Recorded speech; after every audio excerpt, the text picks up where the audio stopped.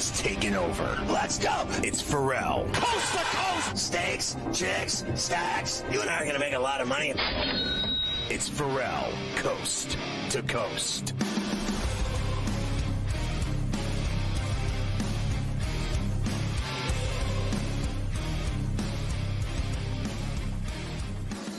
And we are back, Ferrall, coast to coast here, hour number 3 on a Wednesday. It is a golf Wednesday on Coast to Coast as we get ready for the Rocket Classic. Remember, they dropped the mortgage. It's just Rocket now for the Classic this week. It's always good to have Smiley Kaufman on with us. Of course, you can check out the Smiley Show all week long right here on SportsGrid. New episodes all the time. Smiley, it is great to see you. I usually talk to you early in the week on a Monday. And I don't care that a few days have gone by. I'm still jacked up from Keegan Bradley beating Tommy Fleetwood on the 72nd hole on Sunday at TPC River Highlands at the Travelers. Amazing event. I was there on Saturday. It was a fun tournament. What a comeback. Heartbreak if you were a Tommy fan, but man, going to the bank if you were back in Keegan Bradley. Is that not one of the best tournaments on the PGA Tour? I know, of course, going there from that area, I'm sure you enjoyed it, but I can tell you as a player, playing it as many years as I did, the support there was incredible. And I think it's one of the best back nines on the PGA Tour. You get exactly what we had this past Sunday, which is, you have plenty of birdie opportunities with some risk reward involved. But if you're, the hands are kind of tight on the steering wheel, it can be easy to make some pars and bogeys. And that's kind of what we saw with Tommy down the end. Yeah, you close, Smiley, with that 15, 16, 17, the drivable 4 over the water. It's so much fun. And like you said, it's so scoreable, but it's also dangerous at the same time as you go through all of that. Let's talk about Keegan because, of course, with him winning on Sunday, immediately the talk started to go to, hey, he's the Ryder Cup captain. He said he would only put himself on the team if he was there on points. I know this has been talked about a lot. You talked about it on your show. Like, you can't tell me he's not one of the 12 best American golfers right now. I know it's a sticky situation because the captain has so many responsibilities, but I would want him on the team with the way he's playing.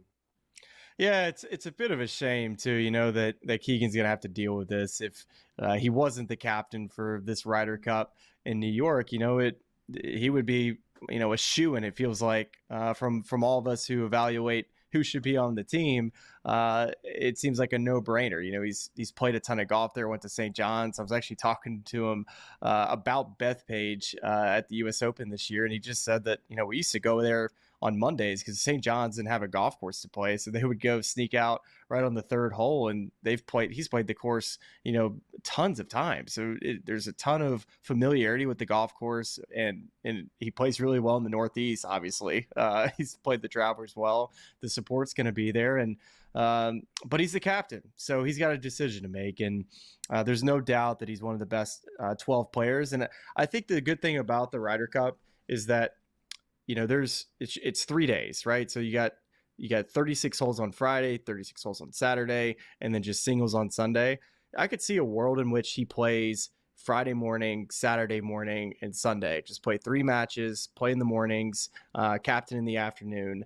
I would be surprised to see him playing and then also playing 36 holes in a day, but I also wouldn't hate it either. It would be pretty dang cool to see a captain of the Ryder Cup team just absolutely carrying the flag, keeping the momentum of that New York crowd going.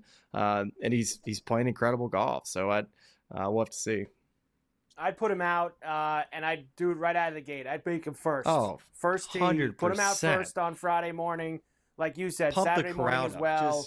And just pump the crowd. You get him out there in the first group on Friday morning. The place is already going to be gassed up. Be even more if you have Keegan there as a playing captain getting things cooking. On the other side of the coin, look, I wasn't upset because it was a great win for me, but you had to feel for Tommy Fleetwood, man. The most top 10s now without a win on the PGA Tour. He's had some close calls, that playoff with Nick Taylor in Canada a couple years ago, and then this. Like, when is it finally going to drop for Tommy Fleetwood, Smiley? This game doesn't owe you anything, and winning on the PGA Tour is.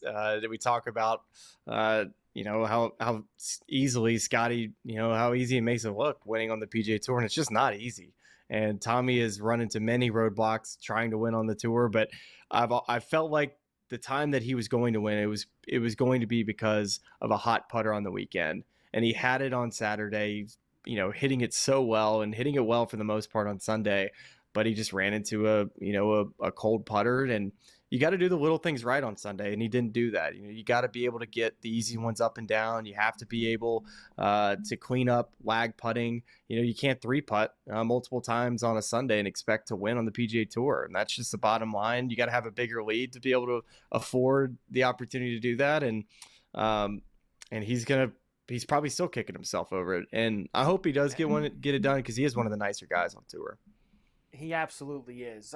Let's get to the Rocket now. And usually, when you come off such a tough stretch like we just had, U.S. Open, signature event, a lot of guys are probably going to take this week off. This week and next week, the tractor tournament are usually two that, especially before going across the pond.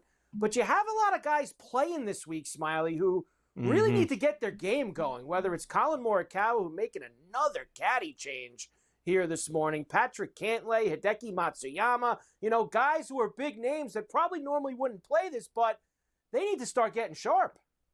Yeah, definitely so. I mean, this is a golf course that I love. It's a Donald Ross design, and they're actually doing a big renovation project, I read, in a couple of weeks. And their goal is without any rain. Now, that's it will be interesting to see if that actually happens. But if they don't have any rain, they're looking to really push this golf course. So that would be a very nice change for this place. It's typically one of the easier ball striking golf courses. It's not very difficult off the tee. Guys typically hit a lot of the greens. Where you'll see some separation is going to be, of course, with the driving distance, guys that hit it long, but also I think inside of 10 feet, guys that have good weeks with the putter, I think is going to be a key separator. It certainly is. Let's get to who you like. I've got my card with a couple bombs this week as well. Aside from Cameron Young, Cameron Young's been playing really well the past few weeks. He's another guy who's never won. He didn't play that great Saturday and Sunday up at the Travelers, but he seems like he's been trending in that direction again, and he's got some great history here. Who do you like this week? You know what? I kind of have this odd feeling that Luke Clanton's going to have a good week. He's a player that hits it very long. I think this is a really good golf course for him, an easier one than I think that he's had in a while. I haven't seen the tee times yet this week. I probably should have checked that before coming on, knowing that I really liked Luke. But with the last couple of pairings, the PGA Tour has really put Luke in some tough spots on Thursday and Friday. They had him paired with Rory McIlroy in Canada in his first start as a PGA Tour player, and then Jordan Spieth of the Travelers. I think that's kind of tough sledding to kind of get comfortable on a Thursday, Friday for a young new pro. A lot of times these guys are in the different category, but the tours bumped him up, knowing that he's a potentially a top name, and they want to get him on the tube. So, like Luke Clanton this week, Cameron Young has played really well at this golf course, and his length can't be understated. And of course, I liked Cameron Young last week, Mike, at the Travelers, and he absolutely laid an egg. So shame on me to buy into the Cam Young hype last week, but I do like him this week, and he's been playing really, really good golf. Well, the good news for Luke is no featured group this week for him. He's teeing off at 149 with Kevin Velo and Brett White. So Luke Clanton away from the spotlight this week, and like you said, could be a good opportunity for him to shine as he's away from all those guys. Smiley, we'll talk to you. We're getting close to the Open Championship. A couple weeks away before we cross the pond. Smiley Kaufman, check out the Smiley Show.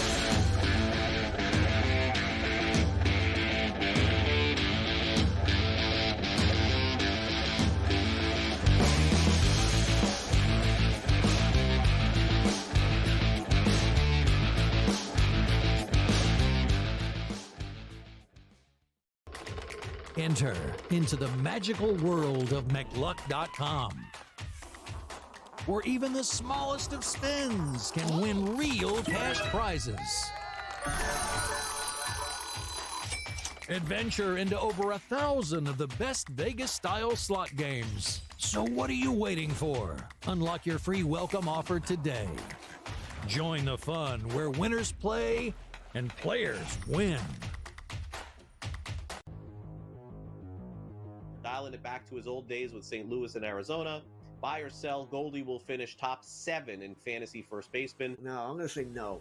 I think he'll fall off. Older player here, he'll be top 10, but not top 7 here. Top 10, I would say I buy it. Top 7, I'm going to say no here. I think he'll put up decent numbers here. Not as good as he was. I don't think he's going to bat 340, 350 all year long. Fantasy Sports Today, only on SportsGrid.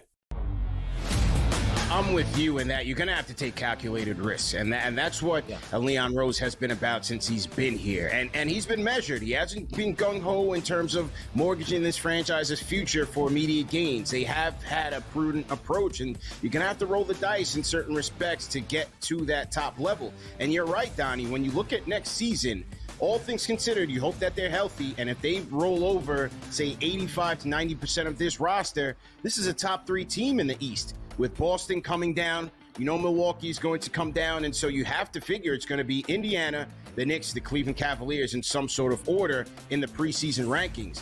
And so where they go from here, Jason Kidd is obviously the hot name right now. Both sides are interested from what we've heard in terms of Kidd and the New York Knicks. Is he that championship caliber coach to take the Knicks there? The Early Line, only on SportsGrid.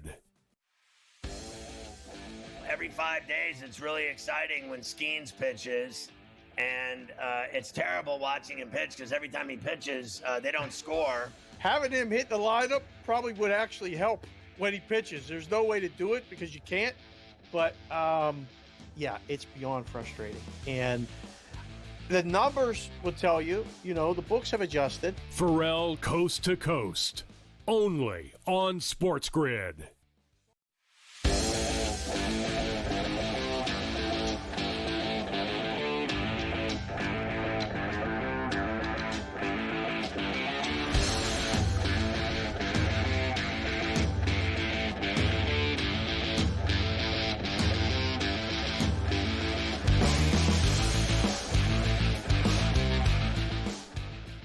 And we are back, Ferrall, Coast to Coast, here on a Wednesday, a golf Wednesday on C2C. So, of course, that means Keith Stewart from Read the Line is with us as well as we get ready for the Rocket Classic. No more mortgage. Rocket Classic in Detroit as we come off of a monster week at the Travelers for all of us. What a golf Wednesday as we had the Golf Wednesday hat trick. Myself, the Prime Minister, and Keith Stewart Read the Line, all with Keegan Bradley last week. Keith, that, Smiley was just saying to me, it's a tournament that people say, it's an easy course, and it always provides drama down that back stretch. And, man, you had it again on Sunday. I tell you what, Mike, and good afternoon on a Golf Wednesday. I don't think Tommy Fleetwood thinks it's all that easy. That's all I'm saying. No, he does Ouch. not. He does not. Hey, I wasn't shedding a tear. We like Tommy. He's a good guy, but we were not shedding a tear. And, man, that had to be tough for him. Like, he's got Keegan, basically standing on, walking at him as he's hitting the putt. The whole crowd's rooting for Keegan. I mean, it's just, shades of what he's got coming to him in Bethpage in a couple of months at the Ryder Cup. And that's one more thing I'm going to ask you, because I asked Smiley, too. All right. Playing captain, we've talked about it a lot. He said he'd only do it on points. You can't tell me he's not one of the 12 best American golfers right now and should be playing in the event. Mike, I would say without a doubt, being out on tour, that the point quote, I'm not picking myself if I'm not there on points, has been thrown out the window. I'm not sure if that has anything to do with the fact that that's why he's playing again this week in order to try to get in that top 6 while he knows he's playing well. But Keegan Bradley's playing on this Ryder Cup team. I mean, the players are going to be at a point right now where they want him to play. The PGA of America is going to want him to play. The question really becomes, does he or does he not want to be a playing captain? And I'll go right on the record to say right now, I think it's a bad idea. People are going to say, it'll be like Arnold Palmer in 1963. Hey, it's not 1963, right? This is not what we're going to do. The captain's role, and Luke Donald has proved this, attention to detail extremely matters in this thing. And you only get a home course advantage once every 4 years. If we don't take full advantage of this thing and the crowd in New York City by having a full-time captain, that is a major miss on my mind. And I tell you what, forget the top 12. I mean, he's well inside the top 6 or 8 guys that should be on this team.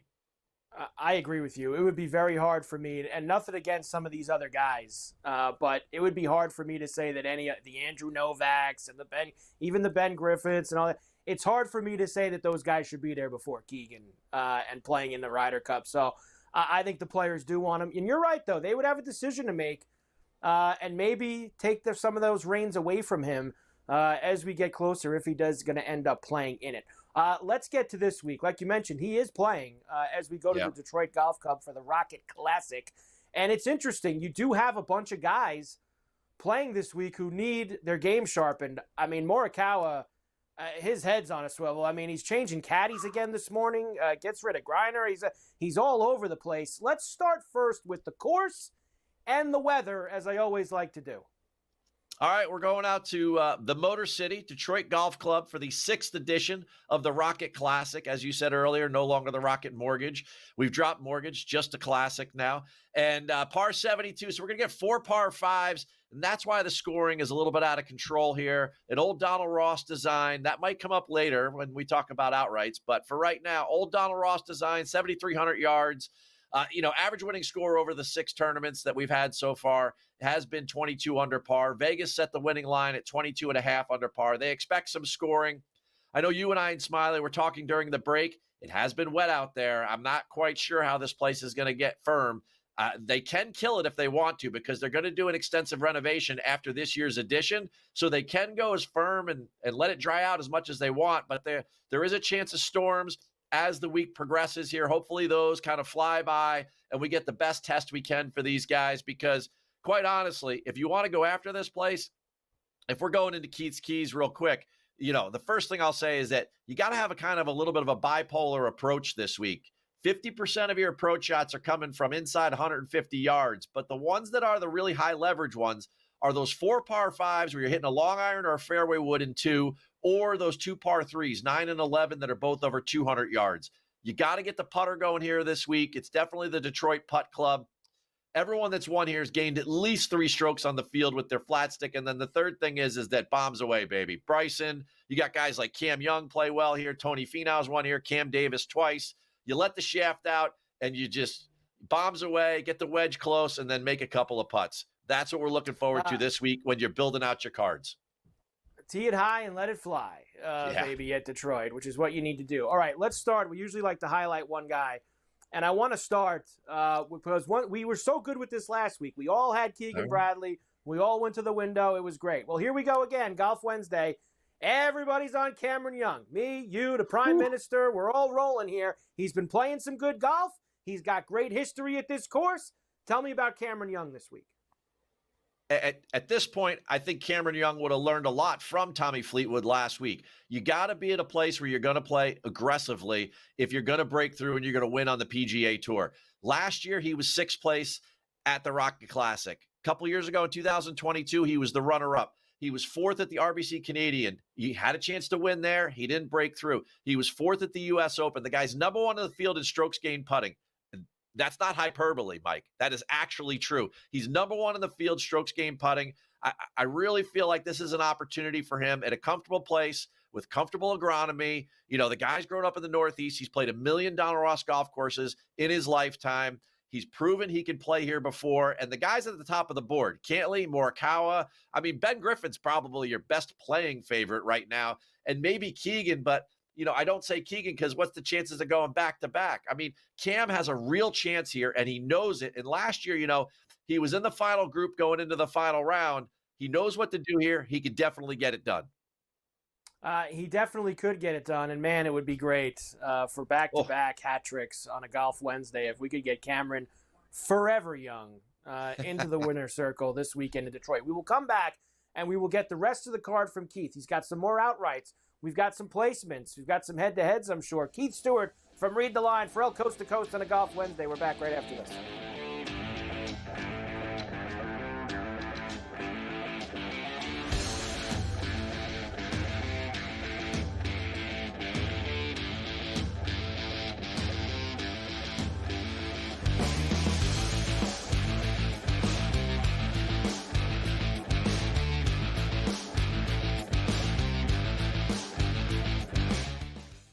Looking for an edge in betting basketball? Injuries can make or break a game. Get insider knowledge from Dr. David Chow and the team of experts with Sick Picks at Sports Injury Central. We reveal hidden health-based advantages the sports books miss. Our doctors provide insights, and our algorithm tells you who to bet on. Spreads, props, totals, in-game bets, Sick Picks covers it all. Go to SickScore.com and sign up for Sick Picks and use the promo code SportsGrid for a free week today.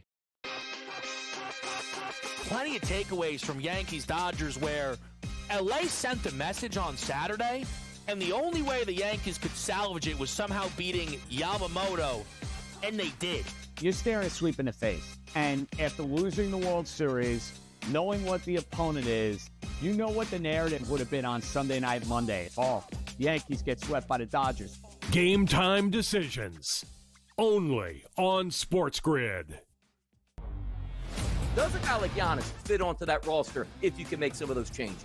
I just don't see a KD pursuit as being realistic for the Knicks. But hey, if they can pull a rabbit out of a hat, as Leon Rose oftentimes can, I'd go after Giannis in a heartbeat. It's just, what type of package could they entice for the Milwaukee Bucks? And is it a 3 or 4 team trade? It gets a little bit tricky in that regard.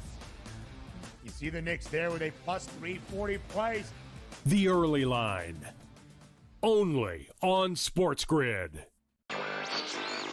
The Minnesota Vikings, J.J. McCarthy, who had such a good training camp last year, and it looked like he was pretty good, I believe, in the preseason, if I'm not mistaken, ended up going down for the full year. The Vikings are still obviously committed to him. They knew that McCarthy was going to be available at some point in June. And McCarthy actually went on record last week and confirmed 2 weeks ago he was cleared medically. He did work last week. And he's going to be their starter. Newswire, only on SportsGrid.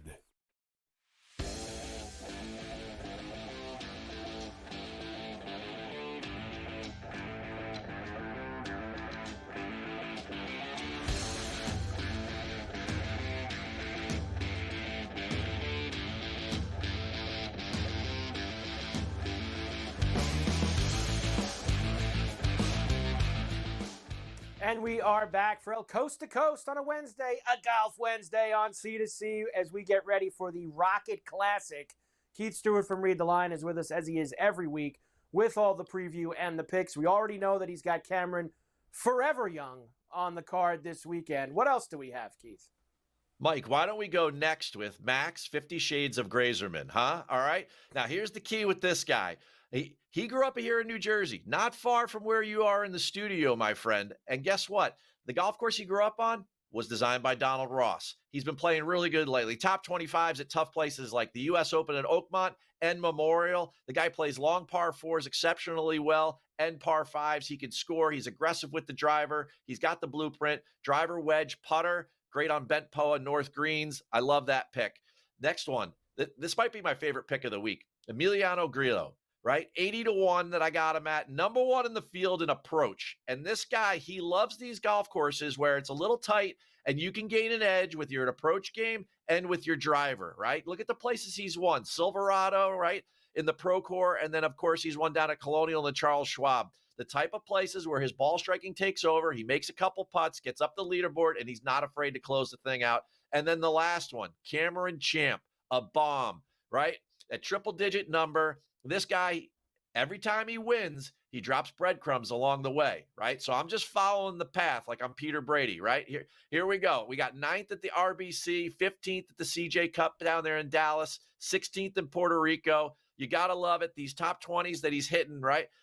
Here's a guy that could definitely dominate with the driver, and that's what you could do here. Bryson did it a couple years ago. Finau's the same way. And we know that Champ, when he gets in the hunt, like he did, like he's done several times before out of nowhere, that he can get the job done. He certainly can. He loves to hit the big bomb. Some big bombs from Keith there. We love 80 and 120-1s, especially if they can come in on Sunday. All right, give us some placements. You mentioned that Ben Griffin is probably playing the best out of all those guys at the top chalk area. You've got him on there. I mean, the last couple of weeks, he's got a win. He's got a runner-up at Memorial, tough golf course. U.S. Open 10th, 14th last week in a signature event. Last 8 weeks, he's got 2 wins. I mean, here's a guy, you need somebody who is going to show up. He basically shows up every week and plays. So I feel like at the top of the board, he's the one that has the least amount of question marks. So I love him at the top 10. Top 20s, I got some fun names here. The first one, Matt Fitzpatrick. Here's a guy that's really good at converting on the greens, especially inside 10 feet. That's what you're going to need around this place on these Donald Ross greens. Hitting the ball much better as of late. And then the second guy, Taylor Moore. Mike, I know you're going to say to yourself, Keith, where are you coming up with this name? So I did the research, my friend. Okay. Right. Last year, he comes in 10th place. Coming in, he missed 3 out of 4 cuts. The year before, he finishes 4th place, right? He missed 3 out of 4 cuts coming in. And then 3 years ago, he finishes in 6th place, all at Detroit Golf Club, right? It's 6 tournaments coming in. He missed the cut. He didn't even finish in the top 20 in any of them. He missed the cut in 2 of them. I mean, this guy is like, he just loves coming to play here. He's like Troy Merritt, who's not there this year. So we're taking Taylor Moore. Top 40s, I'm going Victor Perez. Definitely an assault machine with the approach game. His iron game has been hot lately. He's been playing very, very well. And then the other one's Vince Whaley, right? Plus 137 on a top 40. I love when this guy cashes for me. He's been solid as of late. He's another driver, wedge, putter guy. Got to do it. I went with you on Taylor Moore with the T20, just based off of, like you say, the guy loves this place. It's hard to not go with him for something when he comes to Detroit Golf Club. All right, some head-to-heads. I will tell you, I watched a little bit of Harry Hall out at the Travelers on Saturday. I was near his group towards the end. I saw him coming in 18. He's playing some good golf right now, Keith. And Harry Hall fits this type of setup. He is one of those guys. I'm not sure I'm going to go after him at a place that's very, very difficult. But again, when it is a scoring fest, Harry Hall gets it done. He loves those places like Vegas and this. Hall over Davis Thompson. Thompson he's missed a bunch of cuts lately, and the putter's just horrific. We're going to need to make some birdies this week. The second one, I'm going Patrick Cantlay over Colin Morikawa. Morikawa's making all sorts of moves. As you mentioned, the caddy change. He's not willing to look in the mirror. Patrick Cantlay definitely has been solid. He hasn't won in a long time, but Patrick has been very good. He's had a bunch of top 25s in a row. I know he's not been great in the majors, but top 15s, very, very solid. So I'm going Cantlay over Morikawa. Usually the kind of event that Patrick does play well at, right, Keith? I mean, he's got some pretty decent history at this place in the past. We'll see if he can finally go and get something going. No ladies this week, right? The ladies are not, or they've got their team event this week. The ladies have going on, correct? The ladies are playing their team event, so all right, let's just we move on. take the week off. Keith Stewart from Read the Line. We'll see you next week. The Tractor Tournament next week. Everybody's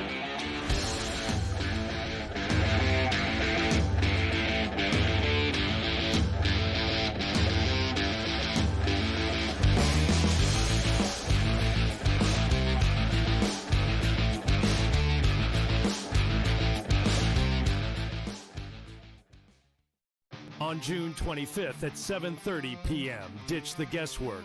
Ben Stevens, Kevin Walsh, James Young, and Tom Vecchio have your NBA draft betting coverage pick by pick, bet by bet, all night long.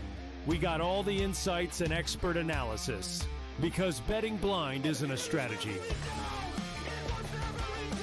Coverage starts at 7:30 p.m. on June 25th, only on SportsGrid. Oklahoma City now becomes one of 4 NBA teams ever, one of 3 NBA champs ever to win at least 84 total regular season and postseason games. It's just the beginning, Ben, and you just look at a team with, these guys at such a young age, and, Chet's got a team option, Ismael Dieng has a team option, Jalen Williams team option, Keyshawn Wallace team option. Hey, Ben, they're all coming back. The Early Line, only on SportsGrid. We are seeing unbelievable temperature surges over the past couple of days. So I wanted to ask you this question to let the people know, how do we account for that in our handicapping? 2 good pitchers on the mound, but you look at a place like Wrigley Field, let's just say, 20-mile-an-hour winds blowing out, 90-plus degree temperatures. Is it almost like you say to yourself, you just have to fade the environment and not worry about the pitchers, because if we're hitting fly balls, they're going yard? Pro Baseball Today, only on SportsGrid. As we know, it's just we enter every year and it's, is this the Ravens' time? Is this Lamar Jackson's turn? Can they get past the Chiefs and all of these other, stalwarts of the AFC? But it's always really about Kansas City when we're talking Baltimore. This potentially, Adam, as I send it back to you, potentially is a game changer in that you get a very talented quarter at a discount price. Newswire, only on SportsGrid.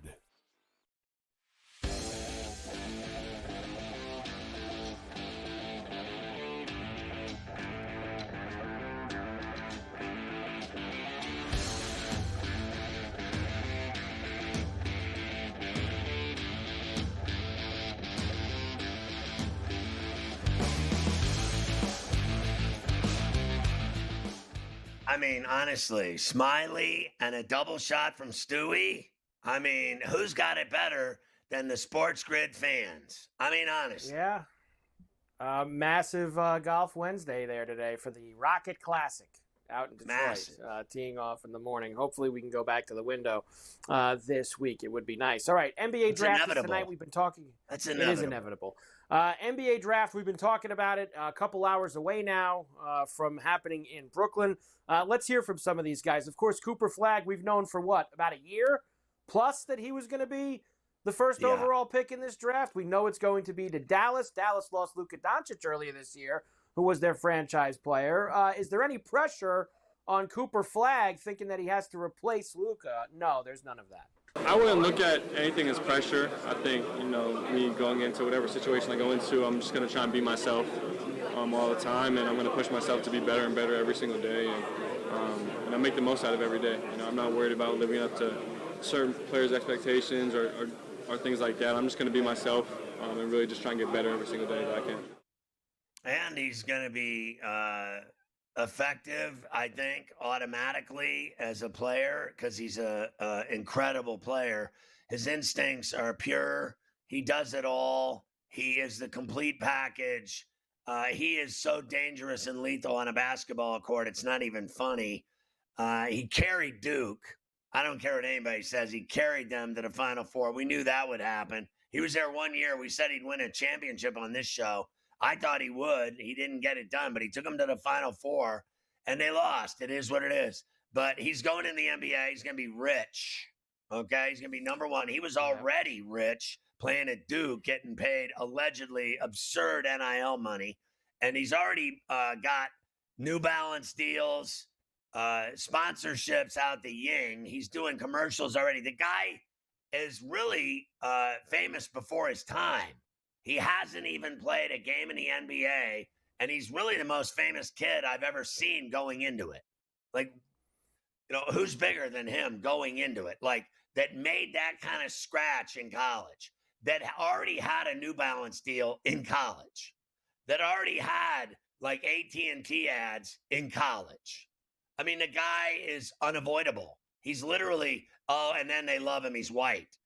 Oh, they go crazy when they get the white guy that can play. They go crazy. They did it with Larry Bird, and they're going to do it with this guy. Count on it. They don't know what to do when they get a white player. They really don't. They just freak out. I mean, all the sponsors come pouring in. They all want a piece of him. It's going to be like nothing you've ever seen. And you know what else? He's so enormous, I actually don't think anyone else in the entire draft matters at all. Like, they just don't matter. When did we get excited watching Dylan Harper? I did, because I saw him training every morning. And every morning I'd see this kid in the dead of winter shooting hundreds of shots, busting his ass. But did we ever get excited about watching him play at Rutgers? And we live in New York City. Did you ever once get excited about watching that kid play basketball? I had more excitement watching him play at Bosco than I did at Rutgers. He was more exciting in high school than he was at Rutgers. At Rutgers, he was boring. I mean, honestly, they never won. Am I wrong, Mike? Tell me when I'm wrong. I'll shut up. No, I still, to this day, can't figure out how they had Harper and Bailey, and they not make the tournament. I mean, they couldn't even go 500. They couldn't even go to the Big Ten tournament. Couldn't even go to the Big Ten tournament. So it does make you scratch your head a little bit indeed. So Harper is expected. He'll be the second pick overall to the San Antonio Spurs later this evening. One thing's for sure, he already knows about the cuisine down there. Now, me and you are always worried about what's on the menu, what are we having. He's a Jersey kid, so what is he used to? You know, little bacon, egg, and cheese, the Taylor ham, etc. He knows what he needs down in San Antonio. I've been to San Antonio once, and I've had a breakfast taco one time. But both times, the breakfast taco was good. It's like, it's not as good as a big egg and cheese, but it's like right under. breakfast Yeah, like a taco. bagel, but it's not. It's right under. But I mean, Texas hot. It's real hot out there. I mean, but it's definitely like a great environment just to be in and just be very low key. You break in the breakfast taco or the bacon, egg, and cheese on the bagel there. What's higher on the list there for you, those two? Okay.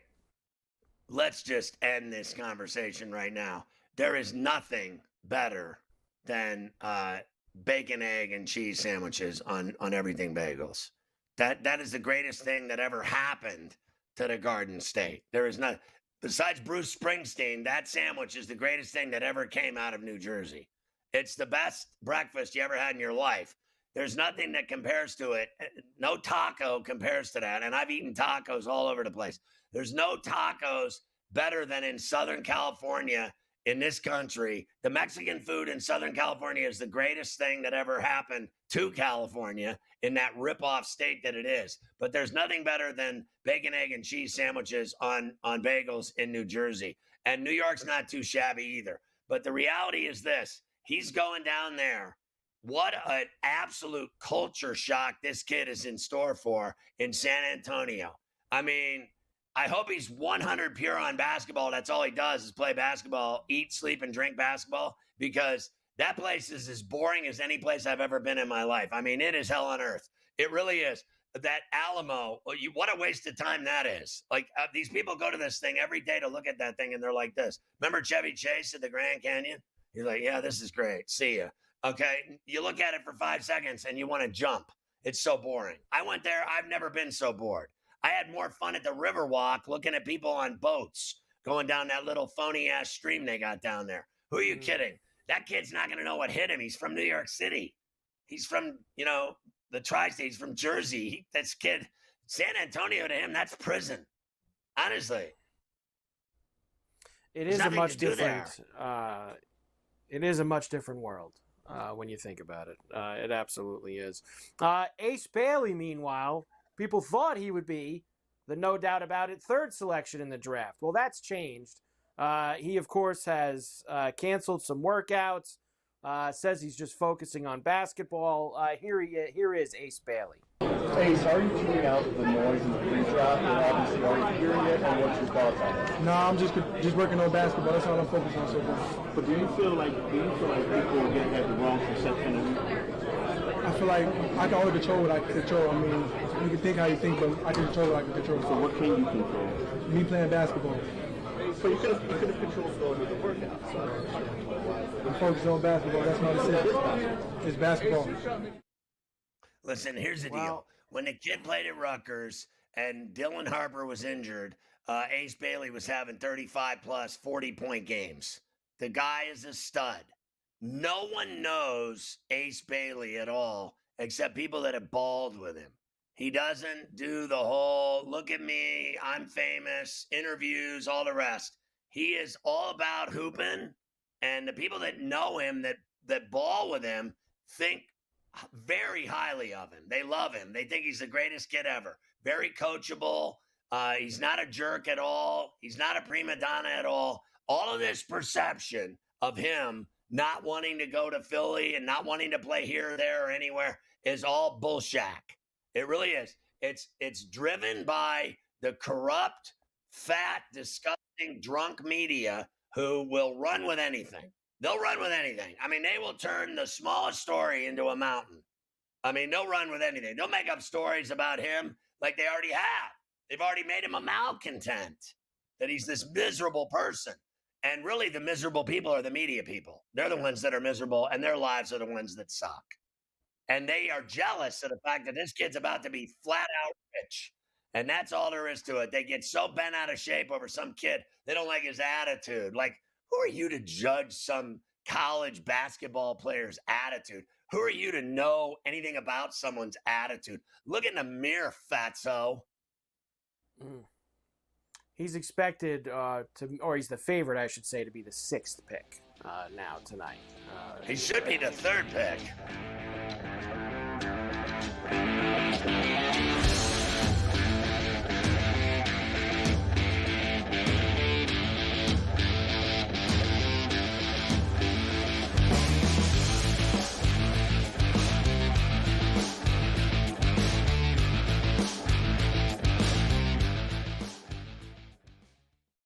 On June 25th at 7:30 p.m., ditch the guesswork. Ben Stevens, Kevin Walsh, James Young, and Tom Vecchio have your NBA draft betting coverage pick by pick, bet by bet, all night long. We got all the insights and expert analysis because betting blind isn't a strategy. Coverage starts at 7:30 p.m. on June 25th, only on SportsGrid. Oklahoma City now becomes one of 4 NBA teams ever, one of 3 NBA champs ever to win at least 84 total regular season and postseason games. It's just the beginning, Ben, and you just look at a team with, these guys at such a young age, and, Chet's got a team option, Dieng has a team option, Jalen Williams team option, Keyshawn Wallace team option. Hey, Ben, they're all coming back. The early line, only on SportsGrid. We are seeing unbelievable temperature surges over the past couple days. So I wanted to ask you this question to let the people know, how do we account for that in our handicapping?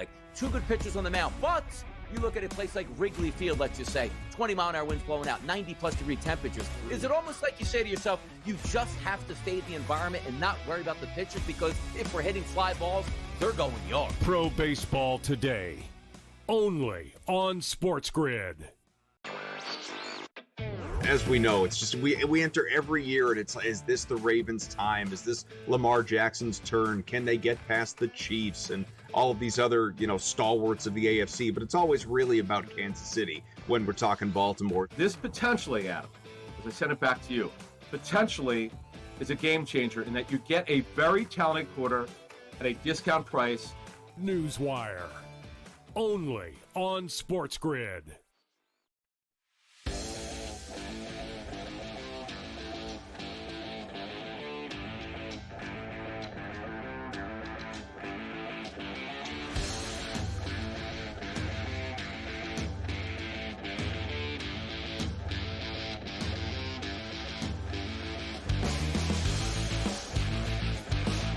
Mike, so I'll tell you what, the kid Edgecombe's 6'4", Kneppel's 6'5", I'll give you that.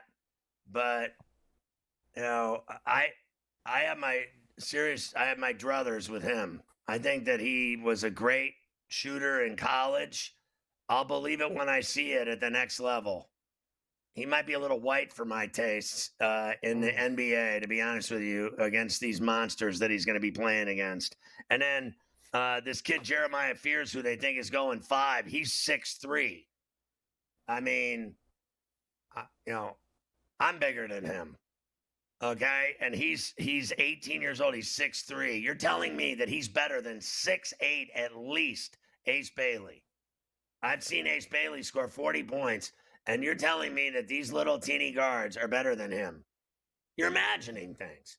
All they're doing is shafting that kid for no reason whatsoever. Because he didn't go to some workout? Because he didn't do an interview the way they liked? I mean, it is unbelievable to me. But it is what it is. And you know what else? I got to be honest with you. I could care less. That kid's going to be a baller at the next level. I guarantee it. And they're all going to eat their decisions. They're all going to eat their decisions because he can flat out play. And he's better than all 3 of those guys that are going to be drafted ahead of him. And so these guys that do these selections at night, they're all geniuses until they get fired. They all get fired eventually. And I still can't figure out for the life of me how that guy Mears this guy Marks still has a job in Brooklyn with what he's done to the Nets. The only thing he hasn't done is set him on fire and burn the entire franchise to the ground. He's done everything else badly. He's been horrible. So all these guys act like they're geniuses at scouting and drafting, and they are constantly embarrassed with their moves and their decisions and their trades and the players that they pick. And that's just flat out the way it is. It certainly is. I have for you now the top 10 at each position, according to people who think they know. And believe it or not, I actually know this time who the people that think they know is. Usually I don't know, but this time I do, because it's from our own Coach Young. Top 10 guards in the draft tonight. Look at this. Harper, Edgecombe, Johnson, That Fears is 5th on the guards for you. Those are the top 10 guards tonight in the NBA draft. And what he has, so Bailey's not even a guard, so he's not there, right? No, he's got him as the forwards. He has them under the forwards. He's a wing forward, yeah. So fair enough. Whatever. I think coaches' picks are better than most of the people that I see doing this. I don't get into I don't sit around watching mock drafts all day from know-it-alls. I really don't. And you know what? I'm an optic guy. I play so much and watch so much ball at every level. At every level. And I go to games at every level. High school, college, and pro. I go to tons of games, and I play every day of the week. So I don't need some fat media guy to tell me anything. Ever. Yeah, he's got Bailey. Coach says it. He's like, you ball. You know what you're talking about. I ball. It's that simple. Whether you like it or not, I ball every day. So, and I play at the same place Harper trained. So I seen the kid play. I played against his brother. I played against all these dudes. Mafia played against him, his brother with his big fat ass. And his brother's not as good as this kid is. I can tell you that much. His brother hasn't amounted to a hill of beans in the NBA. But he was good in college. He was way better in college, I thought, than his brother. I thought his brother was better than Dylan in college at Rutgers. I mean, without a doubt. I agree on that aspect. He has Bailey second of the forwards behind Flagg. And then Queen, Bryant, Boyles in the top 5 forwards in the NBA draft tonight. Listen, the kid's a great player, Mike. He's a great player. Yeah. And whatever politics has gone on to ruin his name going into tonight, you know what they're going to be talking about once Cooper Flagg is drafted, and then when Dylan Harper is drafted. After that, all they're going to talk about for the next hour and a half is Ace Bailey. Right. That'll be what they pivot to fairly quickly with it. A few other things to keep your eye on for tonight. Several teams in the top 10 have been calling Boston about Jaylen Brown and Derek White. So, I mean, what are they going to trade? Everybody? Trade the whole team? Now, okay, I can see the Holiday and Porzingis deals. Now, you trade Brown and White, and you're dead. You're dead. Yeah, that doesn't make a lot of sense. One, because those guys are flat-out ballers. That's all there is to it. The core of that team is Tatum, Brown, and White, and that's it. That's the core of the team. They trade them, I will keel over. Because you know what they're saying? If they trade them, they're literally tearing it down and rebuilding it. Why would you do that when you just won a championship and you're still loaded? You got pure scoring, shooting players on that team, 3 of them. 3 guys that can fill it up every single night that they touch the floor. And you're going to trade 2 of them? You must be nuts. You got to be nuts. You got to be stupid is what you are. If I ran that team, I wouldn't trade any 3 of them. Not one of them. Sacramento may listen to offers for Domantas Sabonis. Now, that would be interesting. I mean, they might as well. He never gets it done. I mean, he gets a lot of money, and he never gets it done. For all of his double-doubles every night, they never win anything. So, at some level, you have to look at it and go, all right, we've already tried this 5 times. They don't even sniff it. They can't even make the playoffs, and you're paying that guy all that money? And you know what? Here's the thing. He's a great guy. They love his family, his kids. He's the dad of the year. No one cares about your family and your wife and kids at the end of the day. They're lying to you. All they care about is winning. In the NBA, they pay these guys all this money to win. They don't care about their wives and kids. They lie when they talk, oh, how's your wife and kid? No one gives a rat's ass about your family. You either win or we get rid of you. Same thing with coaches. You either win or we fire you. Not like, how's the wife and kids? The coach's wife and kids. No one gives a rat's ass about the coach's wife and kids. Stop it.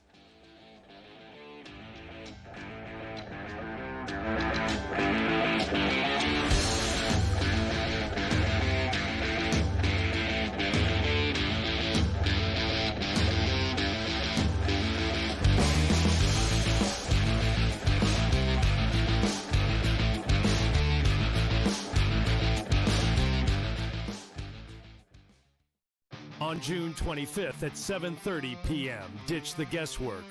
Ben Stevens, Kevin Walsh, James Young, and Tom Vecchio have your NBA draft betting coverage pick by pick, bet by bet, all night long. We got all the insights and expert analysis because betting blind isn't a strategy. Coverage starts at 7:30 p.m. on June 25th, only on SportsGrid. Oklahoma City now becomes one of 4 NBA teams ever, one of 3 NBA champs ever to win at least 84 total regular season and postseason games. It's just the beginning, Ben, and you just look at a team with, these guys at such a young age, and, Chet's got a team option, Dieng has a team option, Jalen Williams team option, Keyshawn Wallace team option. Hey, Ben, they're all coming back. The early line, only on SportsGrid. We are seeing unbelievable temperature surges over the past couple of days. So I wanted to ask you this question to let the people know, how do we account for that in our handicapping? 2 good pitchers on the mound, but you look at a place like Wrigley Field, let's just say, 20-mile-an-hour winds blowing out, 90-plus degree temperatures. Is it almost like you say to yourself, you just have to fade the environment and not worry about the pitchers, because if we're hitting fly balls, they're going yard? Pro Baseball Today, only on SportsGrid. As we know, it's just we enter every year and it's, is this the Ravens' time? Is this Lamar Jackson's turn? Can they get past the Chiefs and all of these other, stalwarts of the AFC? But it's always really about Kansas City when we're talking Baltimore. This potentially, Adam, as I send it back to you, potentially is a game changer in that you get a very talented quarter at a discount price. Newswire, only on SportsGrid.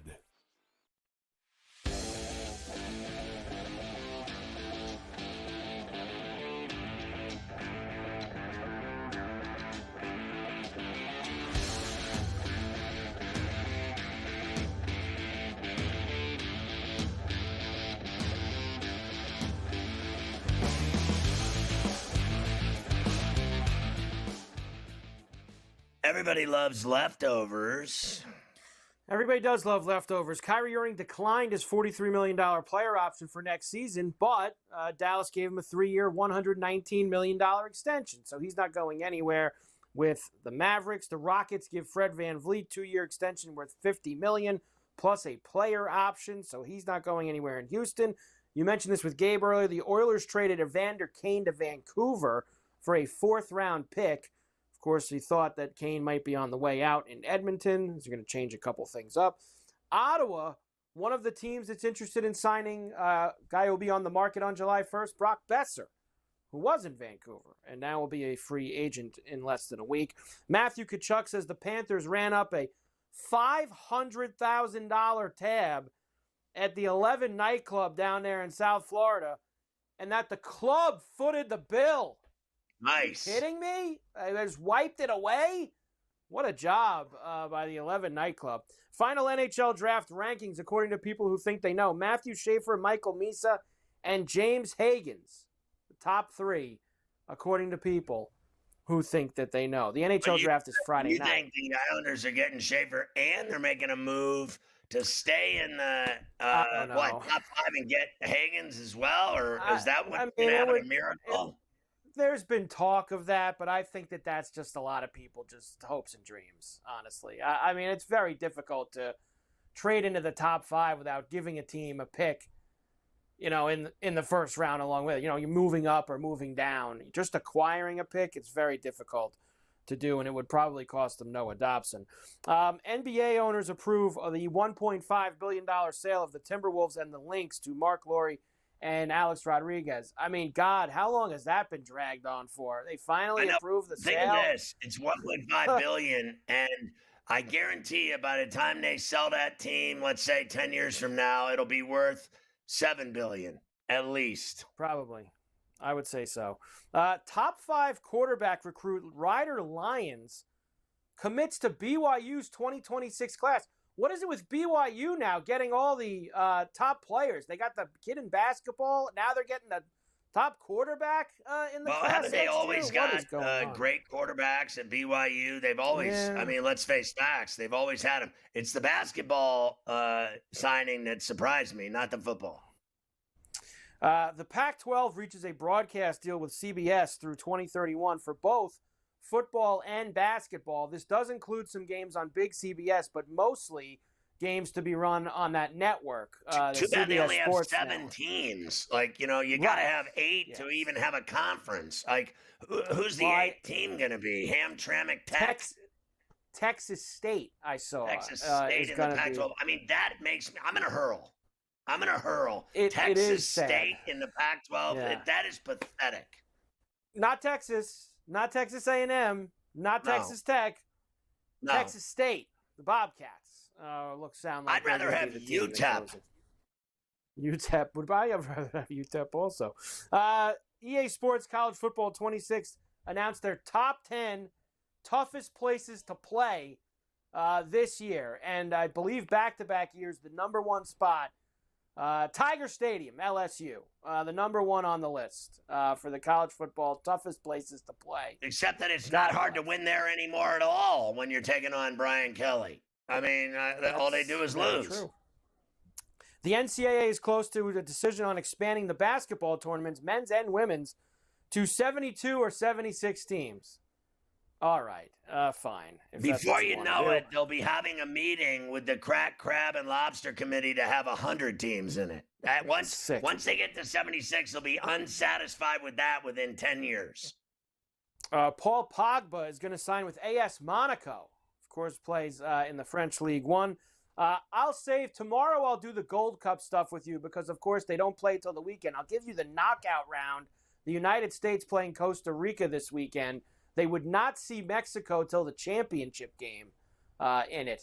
So I will give you the whole Gold Cup bracket tomorrow when I have more time. All right, for Elephant is Zoran Mamdani with the huge, stunning comeback win for the Democratic nomination for the mayor of New York City. He was 20 points down to Andrew Cuomo and caught him and beat his ass in the primary in New York City on Tuesday. Palm Springs Fertility Clinic bombing suspect found dead in the LA prison. He wasn't going to do any time. He killed himself.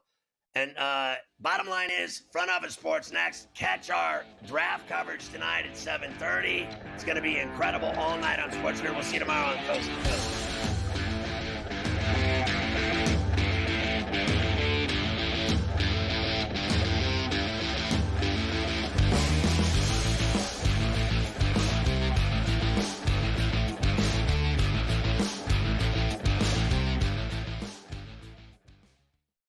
June 25th at 7:30 p.m. Ditch the guesswork.